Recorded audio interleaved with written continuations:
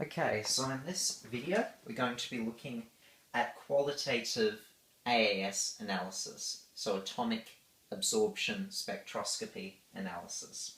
What we have is we have a source of white light when we're looking at qualitative analysis, and this white light is shone into a flame which is connected to a source of the sample that we're analysing. The flame helps break up the sample into its constituent elements.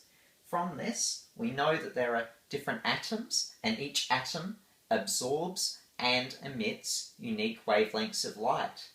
So from here, what will happen is some of the wavelengths of visible light, we know them to be in the electromagnetic spectrum between 400 and 700 nanometers.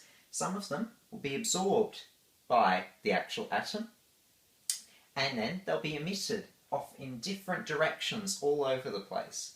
So what we can actually do with this is we can identify the elements present, because that's what we're looking to do with qualitative analysis, get an idea of what kind of elements are present, by considering what is actually reflected, because the wavelengths of light that are reflected, most of them will go off, in fact pretty much all of them will go off in a direction that isn't towards the detector where the lamp is being shone.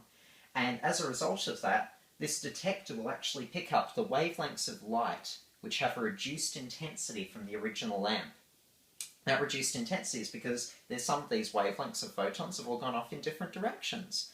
And as a result, we can compare the emission and absorption spectra of different elements to what we actually get with the detector, and we can say, most likely this element is present within the sample. And that's what the qualitative analysis is.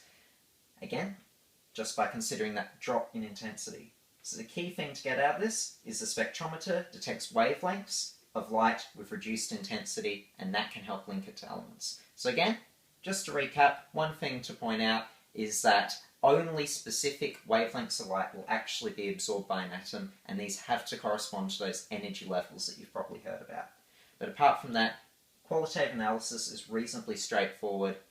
Hopefully you enjoyed this video, hopefully you got a bit out of it. There'll be another video up soon about quantitative analysis, which uses a similar sort of approach, but we get a different output, so it should be pretty cool. Thank you.